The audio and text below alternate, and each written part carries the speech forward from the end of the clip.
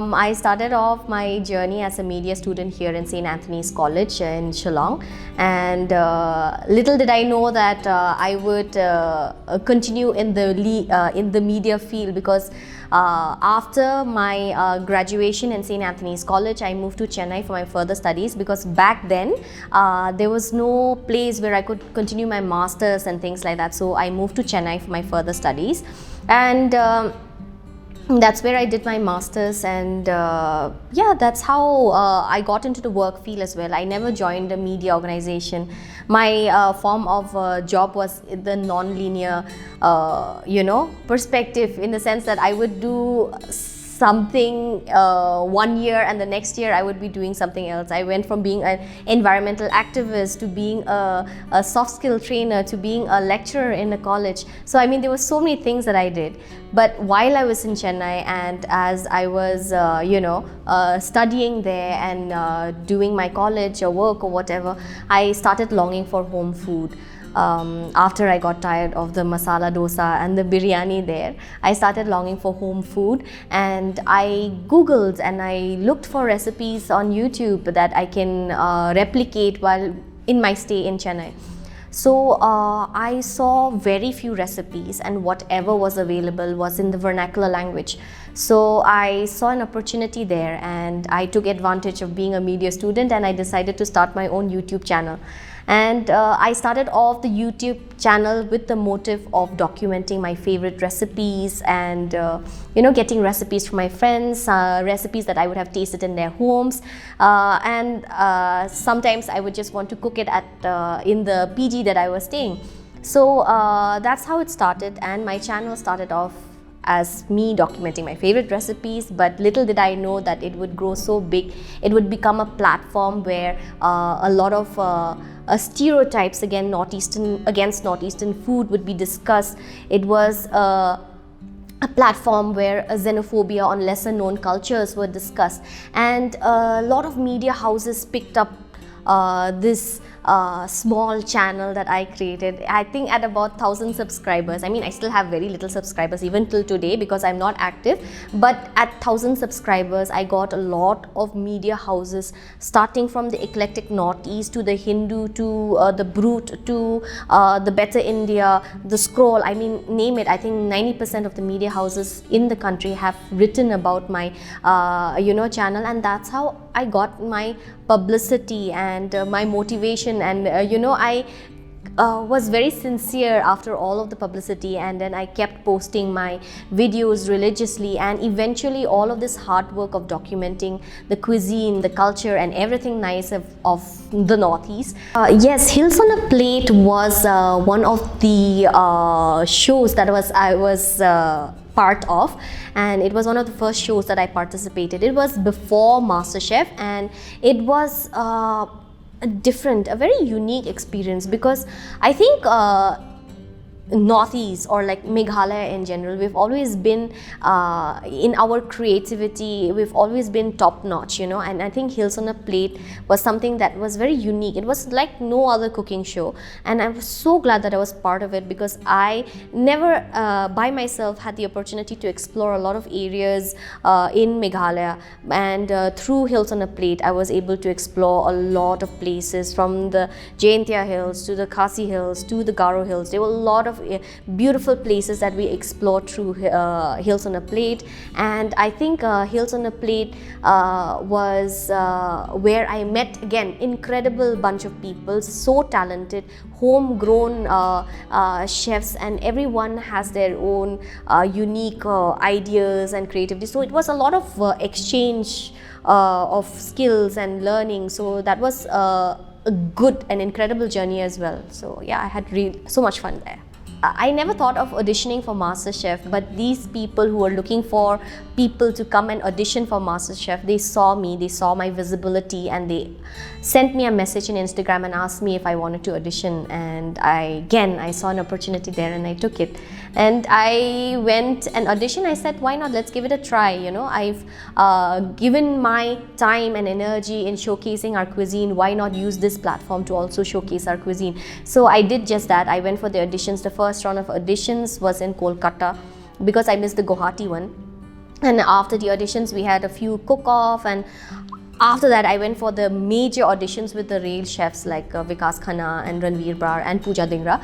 I went there and I impressed them, and I was like, wow, I made it to the top 20. At first, top 40 itself was a big deal for me, and I made it to the top 20, and I was like, wow, this is enough for me, you know. I'm happy where if I don't get further from here. And then I got to top 12, and then when I got to the top 12, the trophy seemed much more closer, and I was like, wow, I just need to keep pushing, and I just need to keep doing and believe in myself. And I just kept moving forward, and from the first episode to the last episode, I think I was there, and I made it to the grand finale of MasterChef and ended up being the first runner-up. And I think it was one of the most amazing journeys that I've had, and it was incredible. The day that Pierre White had come to the sets of MasterChef India, I didn't have to cook at all. And you know, I was standing in the gantry, and I was like, wow, you know, my fellow contestants are up for a challenge today. I had no clue that Pierre was coming that day.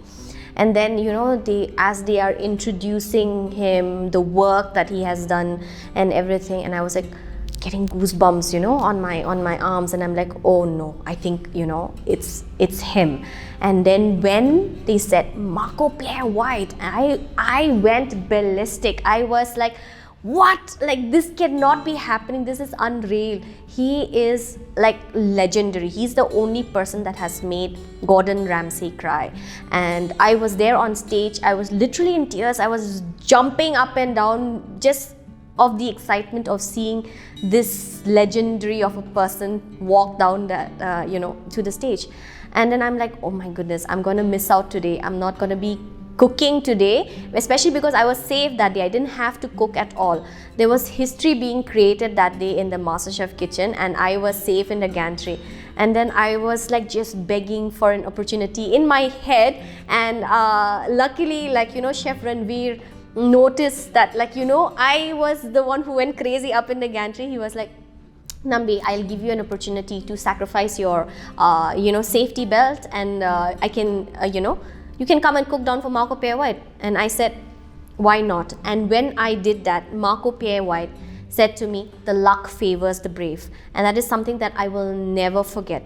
You know, I went down to the kitchen, and the challenge was so challenging that day. I mean, there was a lot of things that we had to do, and I was like, did I make the wrong decision?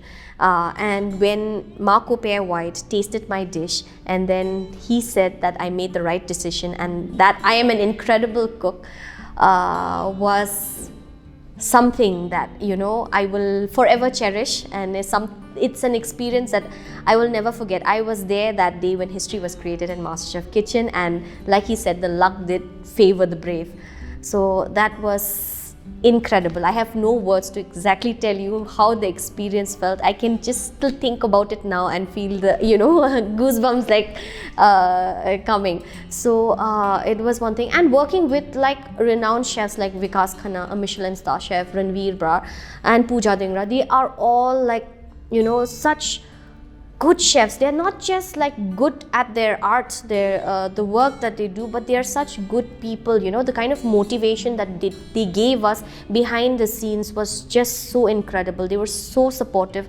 They always questioned our ideas, and they, you know, tested our creativity. So that was something, the qualities that these you know, these judges had. So I think the experience is something that I will never forget, and I believe that, like, you know, me being there was for a certain reason, and I have taken in, absorbed a lot of good things from all of the people, all of the famous chefs that had come to the show.